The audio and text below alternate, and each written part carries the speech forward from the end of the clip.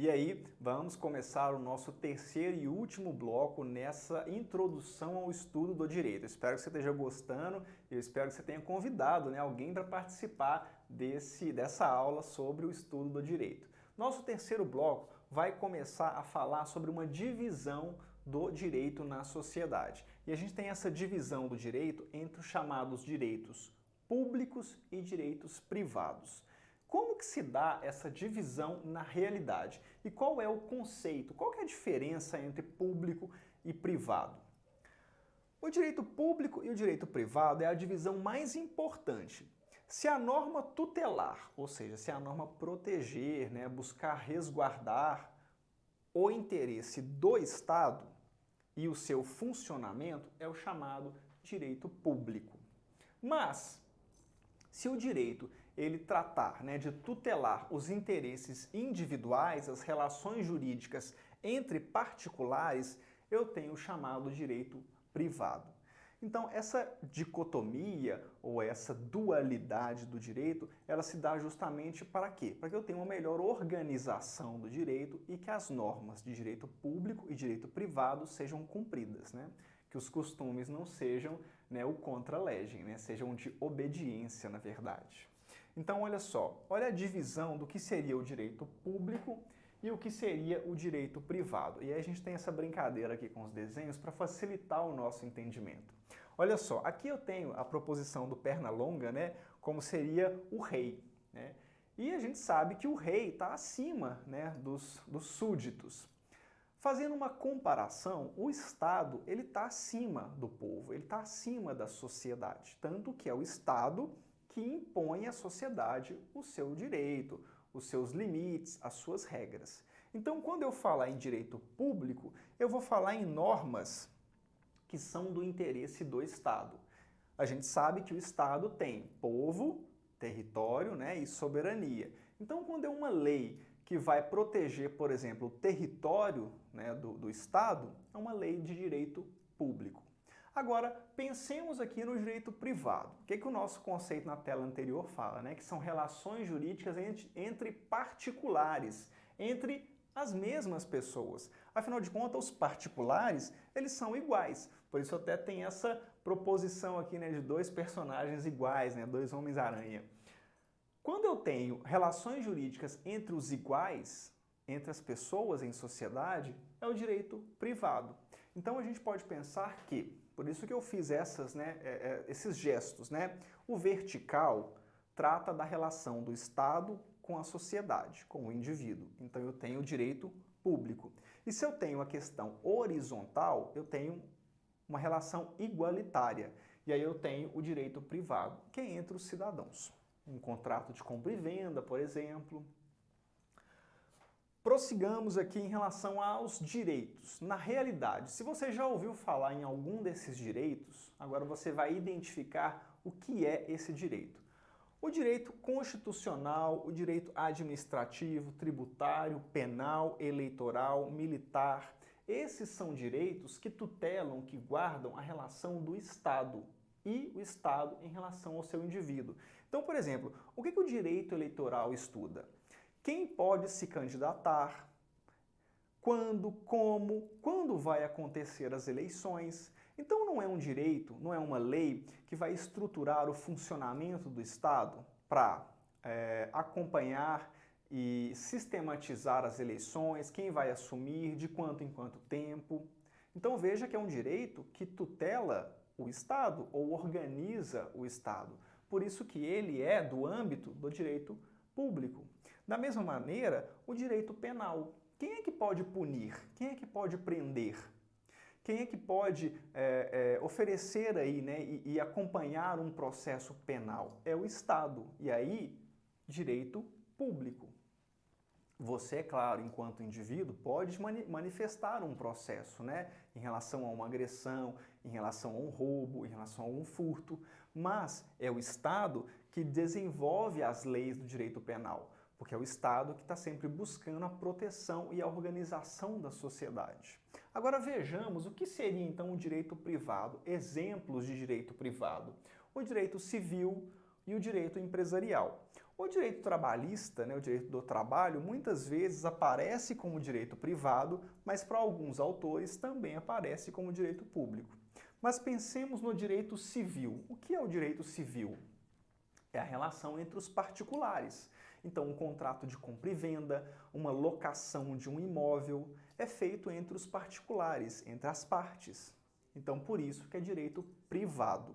Da mesma maneira, o direito empresarial, a criação, a abertura de uma empresa, a compra e venda de uma empresa é entre os particulares. Então, é aquela divisão entre o direito privado. Então, assim, você já consegue perceber essa dicotomia, essa diferenciação. E, obviamente, a gente tem que entender e analisar que aquelas fontes que nós já vimos no bloco anterior vão influenciar tanto o direito público quanto o direito privado, como os costumes, por exemplo. Vamos falar sobre os princípios. O que são princípios e, sobretudo, os chamados princípios constitucionais? No vídeo anterior, na aula anterior, na verdade, na Teoria Geral do Estado, nós vimos que a Constituição ela é a norma suprema, ou seja, ela é a norma mais importante. E o Hans Kelsen, que você conheceu um pouco mais dele hoje, ele desenvolveu uma teoria que é a chamada pirâmide de Kelsen. E na pirâmide de Kelsen, ele interpreta o seguinte: a Constituição ela é a norma mais importante. Nós sabemos que a pirâmide é uma representação geométrica que é muito utilizada para indicar a hierarquia. Tanto que o topo da pirâmide não comporta muitas pessoas, Já a base da pirâmide, eu tenho a possibilidade de mais pessoas. Então, se o topo é mais importante e menos coisas ou pessoas devem ficar no topo, para o Kelsen, ele pensou o seguinte: bom, se a Constituição é a norma mais importante, ela tem que ficar no topo. E abaixo dela eu tenho as outras normas que vão seguindo também as suas importâncias. E aí eu tenho a Constituição no topo, a lei complementar, lei ordinária, medidas provisórias e leis delegadas e resoluções na base da pirâmide. E os princípios constitucionais são proposições de interpretação da norma e da realidade. Princípios são formas da gente observar a norma e aplicar na realidade. São mecanismos de leitura da norma, interpretação e aplicação para a realidade. E hoje em dia o direito se baseia muito nos princípios e respeita a influência dos princípios. Veja que o Hans Kelsen, lá no direito positivo, falava que o direito não podia ter essas influências. Já hoje, em 2021, em pleno Estado democrático de direito, em pleno pós-positivismo, os princípios são muito importantes e o direito, enquanto ciência, enquanto norma jurídica, enquanto lei, permite os princípios atuarem e interagirem com a norma e com a interpretação da norma.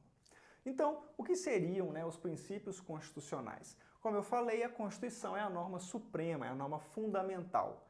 E os princípios constitucionais são os que protegem os atributos fundamentais da ordem jurídica. Então, olha como os princípios são importantes e são bem-vindos na interpretação e no fortalecimento das normas jurídicas. Para a gente conhecer alguns princípios constitucionais, eu selecionei alguns para a gente ler e te apresentar o que seriam esses princípios. Princípio da supremacia da Constituição. Supremacia é importância, posição acima de posição de supremacia em relação às demais normas. Por este princípio, nenhum ato jurídico pode permanecer valendo em ação contrária à Constituição. Significa que nessa ideia da pirâmide de Kelsen, essas normas que estão abaixo da Constituição não podem ser contrárias a ela. Elas devem seguir a mesma ideia da Constituição. Ela está no topo, ela tem supremacia. Então, uma lei complementar não pode ser contrária à Constituição. Ela deve se espelhar na Constituição. Ela deve ter um pensamento parecido e seguir a mesma linha que a Constituição. O princípio da legalidade. Ninguém será obrigado a fazer ou deixar de fazer nenhuma coisa senão em virtude da lei. O que é o princípio da legalidade? Esse legalidade está vinculado à lei, ao que é legal. Então, ninguém deve fazer nada que não esteja na lei. A lei tem uma importância na sociedade e nós falamos que o direito, enquanto lei, busca criar limites, criar organizações para a condução e os atos humanos, né, os atos da sociedade. Então ninguém deve fazer nada contrário, nem obedecendo outro comando que não a lei. Esse é o princípio da legalidade. O princípio da igualdade ou isonomia. Todos são iguais perante a lei. Então todos nós, né, em sociedade, devemos respeitar a lei. Estamos debaixo, né, da Constituição, debaixo das leis. E isso vale para todos, independentemente de idade, sexo, opção sexual, religiosidade, cultura, porque é um caráter objetivo. Todos são iguais perante a lei. A subjetividade, que é a religião, que é o sexo, que é a idade, que são essas percepções de cada indivíduo, elas não podem ser utilizadas para fazer diferença quando eu vou obedecer à lei. A própria lei fala, né, que homens e mulheres não podem haver diferença. E aí vai decorrendo outras percepções para quê? O princípio da igualdade e isonomia traz essa perspectiva, que todos devem ser iguais e todos devem ter os mesmos direitos, independentemente da forma que as pessoas podem conseguir chegar nesse direito. Então, um cadeirante, por exemplo, tem o direito de prestar um concurso? Claro, independentemente, óbvio que se aquela situação dele de cadeirante não influenciar na prática, às vezes, daquela atividade. Mas hoje em dia, com a tecnologia, essas pessoas têm possibilidade de realizar praticamente todos os tipos de funções e atividades. Então isso é uma extensão do princípio da igualdade e da isonomia. E a gente vai encontrar, né, essa proposição desse princípio em várias outras formas. Justamente porque todos são iguais perante a lei. Se todos são iguais, todos têm os mesmos direitos e os mesmos deveres. O ônus e o bônus têm que ser igual para todos. O princípio do contraditório e ampla defesa. Todo ser, todo indivíduo no Estado, ele tem o direito de se manifestar em um processo, por exemplo. Tem o direito de se defender em um processo. Então, se você inicia um processo contra uma outra pessoa, essa pessoa tem o direito de resposta, tem o direito de se manifestar. O juiz, ele vai sempre escutar um e escutar o outro, analisar as provas de um e analisar as provas do outro. E isso decorre exatamente da igualdade, né? Se um pode reclamar alguma coisa na justiça, o outro também pode se defender. E esse princípio do contraditório, o contraditório é o quê? É a possibilidade da pessoa contradizer, responder, identificar algo que talvez está certo ou está errado. É o direito de resposta, se a gente for pensar na forma prática. E ampla defesa é que ela pode se defender da forma que ela conseguir. Ela tem a amplitude de defesa, que pode ser uma testemunha, pode ser um documento, pode ser uma espécie de prova, qualquer tipo de prova, sem que haja alguma coisa ilícita, né? A gente não pode pensar que as provas elas devam ser juntadas, né, apresentadas no processo de qualquer jeito. As provas têm que ser adquiridas de forma lícita, ou seja, de forma legal, dentro da lei. E o princípio da dignidade da pessoa humana.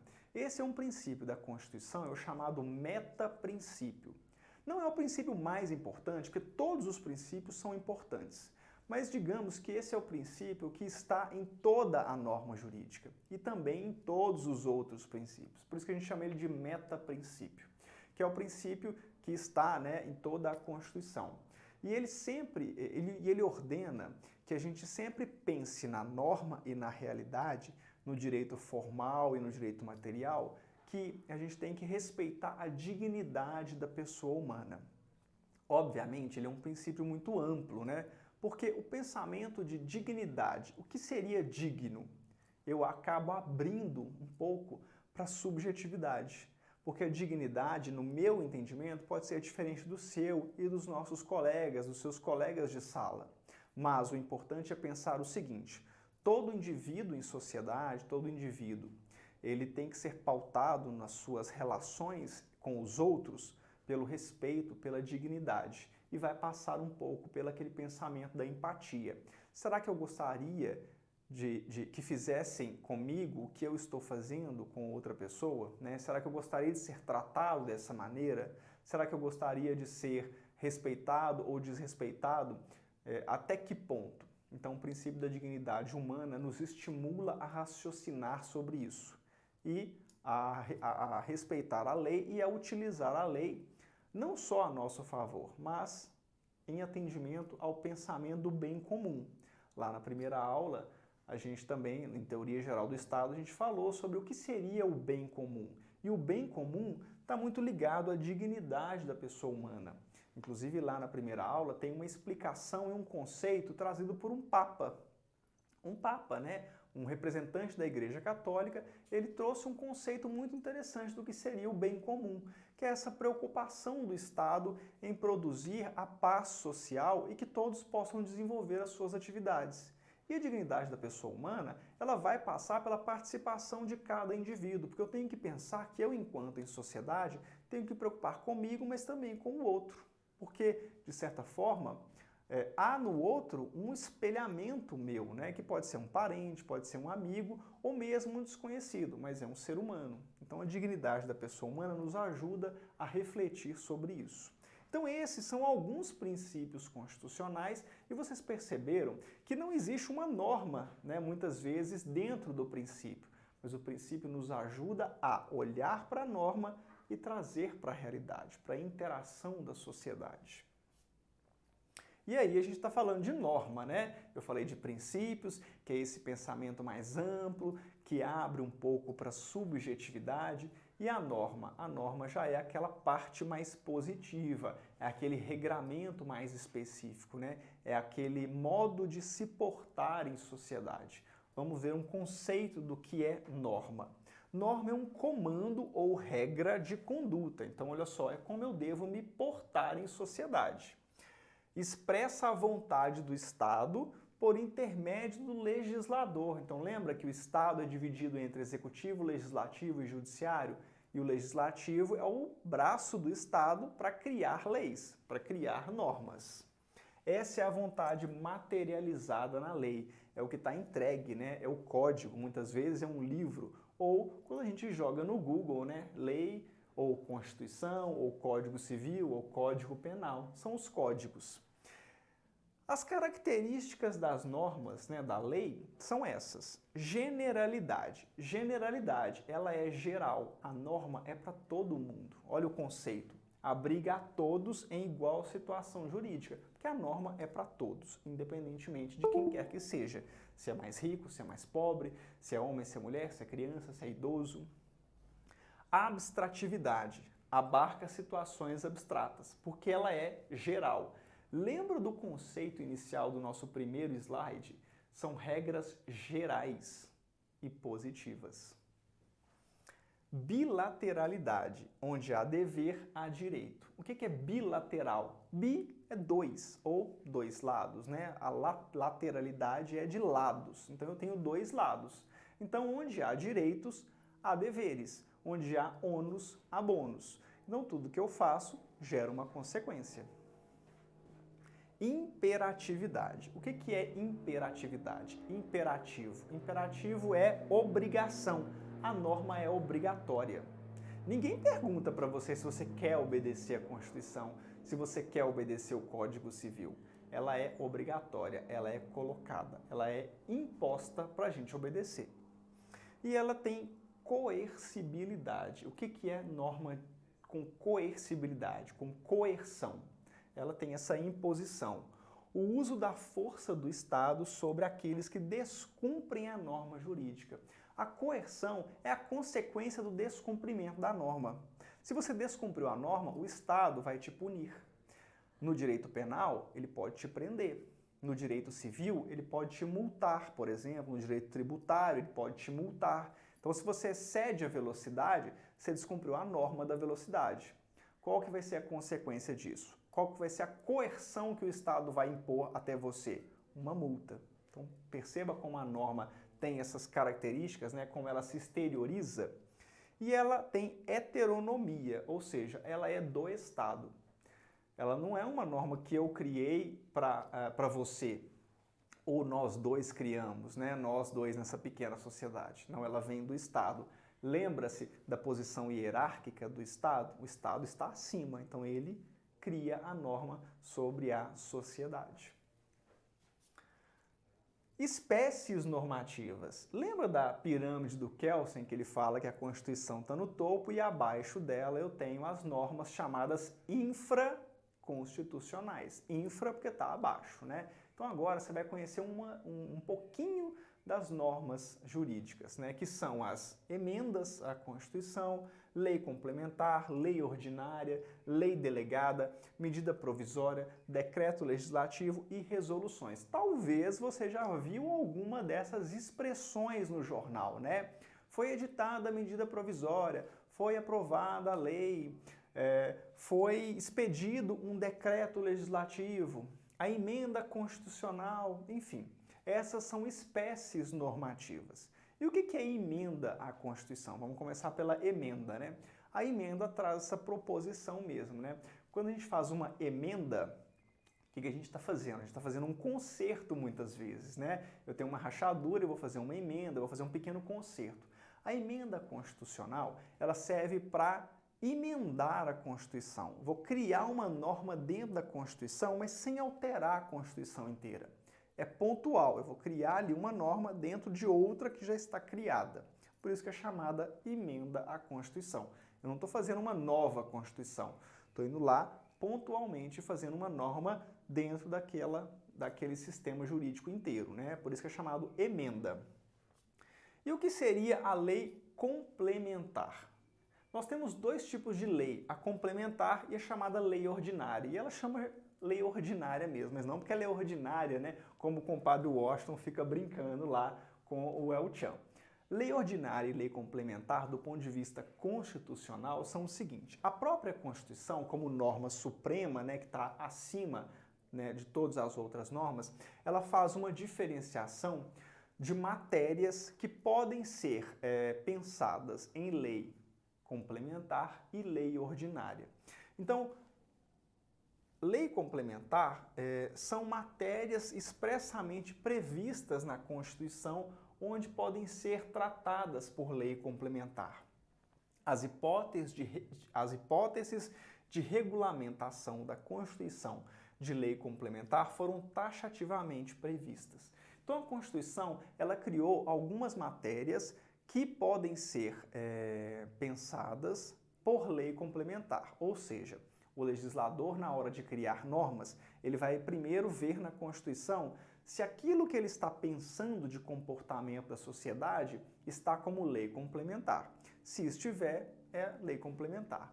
Se não estiver, que é o chamado caráter residual, ou seja, é o que sobrou, né, é o que não está lá, é a chamada lei ordinária, que é uma espécie normativa utilizada nas matérias em que não cabe lei complementar, como não cabe lei complementar ou decreto ou resolução.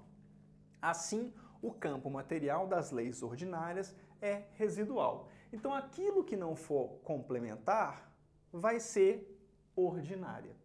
Aí é só, né, consultar na Constituição. Como o objeto da aula de hoje é a introdução ao estudo do direito, a gente não vai adentrar nesse ponto da Constituição, mas para que você saiba que exista uma norma complementar ou uma norma ordinária, uma lei ordinária, e que caso você ouça falar de que foi promulgada uma lei ordinária, então essa lei ordinária é porque não é matéria de lei complementar. E o que seria lei delegada?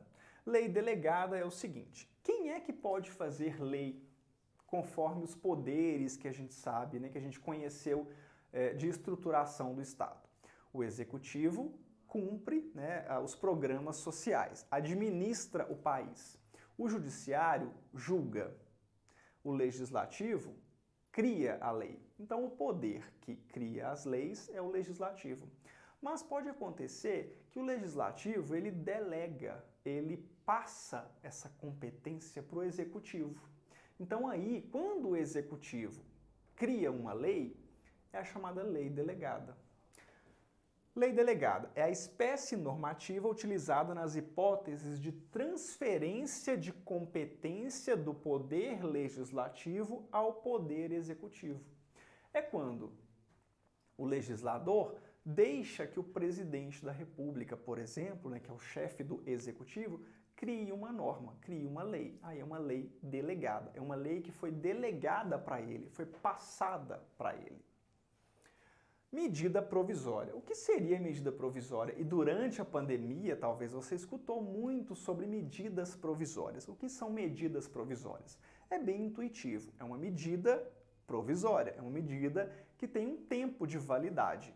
A medida provisória ela também é feita pelo executivo, que pode ser o chefe do executivo, no caso o presidente da República.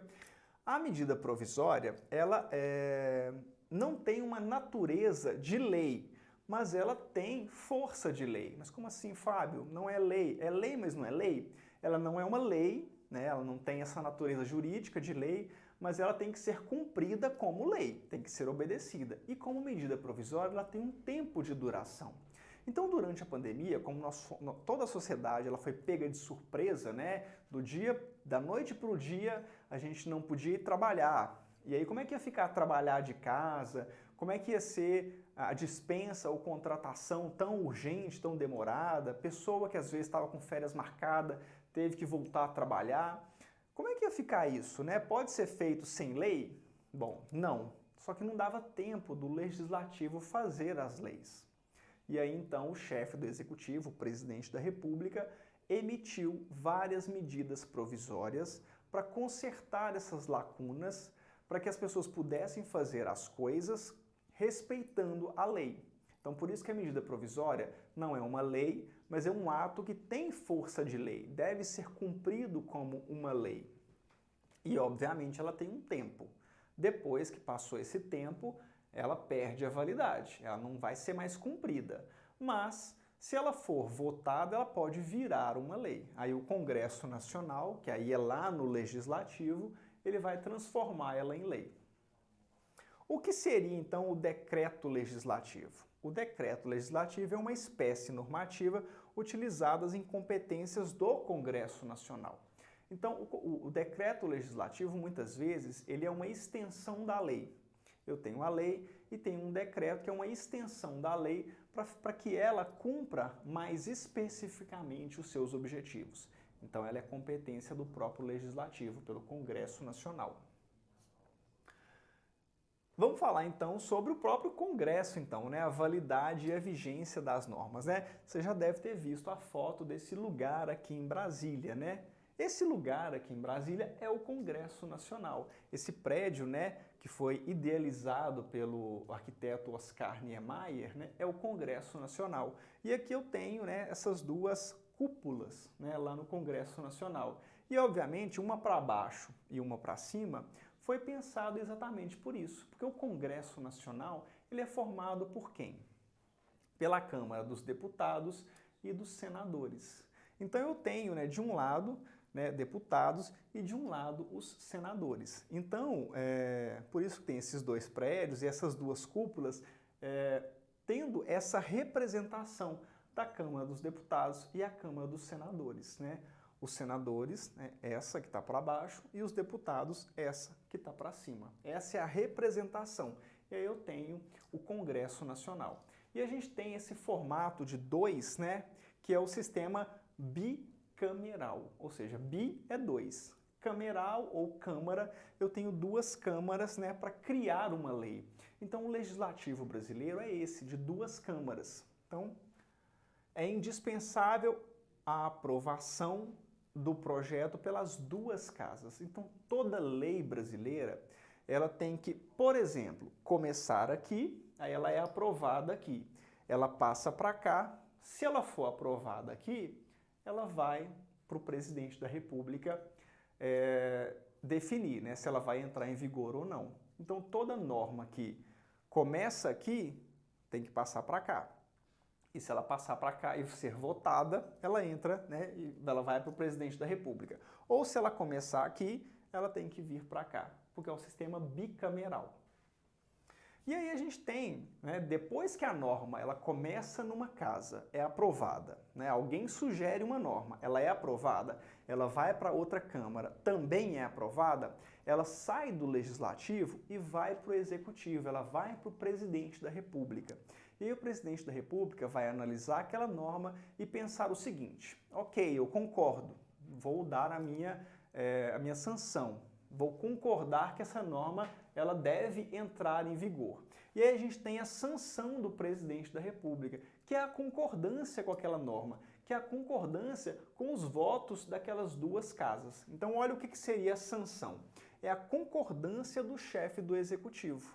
E o chefe do Executivo, que às vezes, né, pode ser o Presidente da República, mas pode ser, por exemplo, o governador ou o prefeito. Porque a gente tem leis também municipais, né? Então aí no seu estado, na sua cidade, a gente pode ter leis municipais. Eu não citei uma lei que tem aqui em Minas, que é a lei em relação à fila de banco. É uma lei que também foi criada aqui para Minas e o chefe do executivo é que deu a definição dela ao final, deu o seu voto, né, o seu parecer para de fato essa lei entrar em vigor. Então ele deu a sua sanção. É quando ele dá o ok e de fato a lei vai entrar em vigor.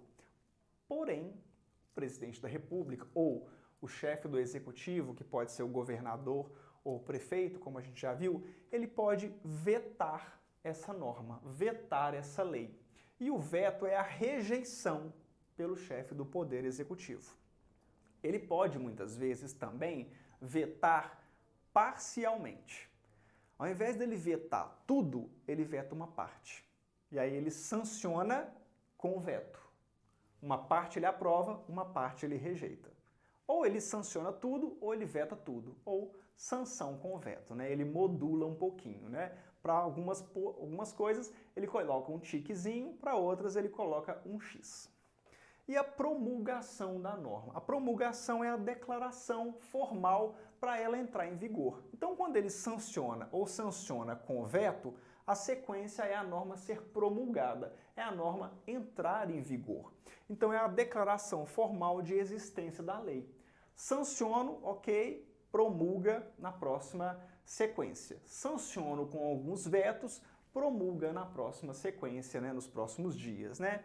Ou veto, e aí a norma não entra em vigor, porque ele não aceitou, ele recusou essa norma.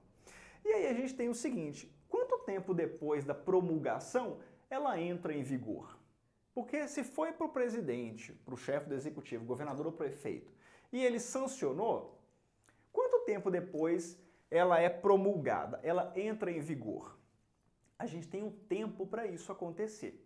Às vezes a lei ela já é sancionada e promulgada imediatamente. Então ela entra em vigor já, por exemplo, no dia seguinte. Ou às vezes ela ainda vai ficar um tempo aguardando para depois entrar em vigor. E esse tempo, às vezes, é para que a sociedade conheça da norma, para que a sociedade já perceba que dentro de alguns dias vai entrar aquela norma em vigor. Esse tempo é chamado de vacatio legis, que é a vacância, que é o tempo que a norma vai ficar esperando, né? Então, vacatio legis, né? É o tempo da vacância da lei, é o tempo de espera da lei para entrar em vigor. Imagina que ela está ali no backstage, né, para entrar em cena, que é o tempo que muitas vezes a lei vai permanecer. O vacatio legis, né, ele pode ser modulado, ele pode não existir, né? Ele pode sancionar e promulgar imediatamente, ela entrar em vigor no dia seguinte, né? Surpreender todo mundo, né? Ou não, ela pode ter uma vacância, né, de 45 dias e esperar um mês e meio, mais ou menos, né? Mas o prazo é 45 dias. Ou às vezes o vacatio legis pode ser de 1 ano. Tem normas que são muito complexas, muito grandes, e aí eu preciso de 1 ano para que de fato a sociedade vá conhecendo a lei, vá tendo notícias, vá tendo pesquisas, e aí daqui a 1 ano ela vai entrar em vigor. Então isso pode ser modulado. A regra geral é ou imediato ou 45 dias, mas fora isso é possível também o chefe do executivo, né, ou o próprio legislativo também, modular esse tempo. Então a gente já teve casos de lei que levaram 1 ano de vacatio legis para entrar e produzir o seu efeito, para ser promulgada. Bom, nós já vimos, né, conhecemos um pouco do direito, da formação da norma, das fontes da norma, das teorias do direito, né, do direito natural, do direito positivo, e você já consegue imaginar a relação da sociedade com a norma, a sua interação com o direito, como que se dá essa interação com o direito, né, e como o direito está no nosso dia a dia e da nossa responsabilidade. E o que é essa relação jurídica? O que é essa interação da norma? Vamos para o conceito também. A relação jurídica pode ser entendida como uma espécie de relação social que emerge em uma sociedade organizada, posto que há um contato e um conflito de interesses entre indivíduos. Toda sociedade, né, que interage entre si, é muito comum ter conflitos, que são às vezes diferenças de opiniões, diferenças de interesses. E como resolver esse conflito? O direito está aí exatamente para quê? Para resolver. A regra é que talvez não houvessem conflitos, né? Se todo mundo respeitasse o direito, será que a gente teria conflitos? Talvez não, porque o direito, o objetivo é regular. Mas o conflito surge exatamente daí, dos momentos em que às vezes as pessoas não respeitam a lei, ultrapassam os limites, né, em relação às pessoas. E aí eu tenho essa relação jurídica, né, que é expressa, que é exemplificada pelos conflitos de interesses, pelos conflitos dos sujeitos. E aí eu começo a ter então, nessa relação, os sujeitos. E eu tenho o sujeito ativo e o sujeito passivo. O sujeito ativo, muitas vezes, é aquele que fez alguma coisa e o passivo é o que sofreu alguma coisa. O sujeito passivo deve uma obrigação, deve cumprir algo para o sujeito passivo. O vínculo, né, é a atributividade, ou seja, é o elo de ligação entre o sujeito passivo e o sujeito ativo. O que aconteceu que um invadiu o espaço do outro ou ultrapassou o limite da lei em relação àquele sujeito que sofreu esse avanço, sofreu esse abuso, por exemplo. E o objeto é o vínculo, é a razão desse vínculo. Qual que é a razão do vínculo? É um contrato de compra e venda que não foi respeitado, que está pagando em atraso ou que não foi pago? Ou é um bem que foi roubado? Ou, às vezes, uma batida de carro, né? O sujeito ativo bateu no carro de um sujeito passivo, e aí eu tenho a atribuição da responsabilidade que é de ter batido. E o objeto é o quê? O carro. Então, nas relações sociais, às vezes a gente tem essa expressão da relação jurídica e essas pessoas vão configurar esses sujeitos. Então, o direito vai surgir para orientar e responder com quem está. E aí eu tenho as expressões dos conflitos, né? Quando eu tenho, o ideal seria o acordo, seria a paz, seria o respeito aos limites, mas eu tenho às vezes o conflito que é de opinião ou o conflito por querer alguma coisa, né? Aqui eu tenho duas pessoas com a expressão diferenciada e o afastamento, né, por ideias. E aqui eu tenho duas pessoas lutando por um item, por uma corda, no caso. É um conflito. E esse conflito tem que ser resolvido onde? Né? No judiciário. Nós temos outros métodos de resolução de conflitos que não só o judiciário, mas via de regra é o judiciário, na figura do juiz. Então é aquele outro poder, né, da organização do Estado que vai responder qual sujeito está com o direito, qual dos sujeitos, passivo ou ativo, que é o responsável e que deve indenizar, deve fazer ou não fazer alguma coisa em relação ao outro. Naquela relação jurídica do conflito de ideias ou naquela relação jurídica do conflito em relação à pretensão de alguma coisa, no caso da pretensão da corda, quem é que está certo? Quem é que deve entregar a corda? Quem é que deve aqui pedir desculpa, né? Ou se arrepender do ato? É o judiciário que vai dizer isso. E óbvio que ele vai dizer com base na lei, porque nós no Brasil somos do civil law. Óbvio que a gente vai considerar a jurisprudência? Vai. Vai levar em consideração os costumes? Também vai, porque o direito hoje considera essas influências, né? Nós estamos no pós-positivismo, que considera a ética, moral, costumes, as influências aí da filosofia. Bom, Fechando aqui o conceito de relação jurídica, né, é qualquer relação da vida social regulada e tutelada pelo direito. Olha só, regulada e tutelada, protegida pelo direito. Portanto, sinteticamente, relação jurídica é toda e qualquer relação da vida social que o direito disciplina. Agora eu te pergunto, qual relação que praticamente o direito não disciplina? Qual interação social que a gente não tem que respeitar limites, pensar inclusive que talvez poderia ser o meu limite? Então, olha o quão importante é a gente conhecer do direito, saber dos nossos direitos, dos nossos deveres em sociedade. Bom, eu espero que você tenha gostado desse último bloco e dos dois primeiros, né, do nosso estudo da introdução ao estudo do direito.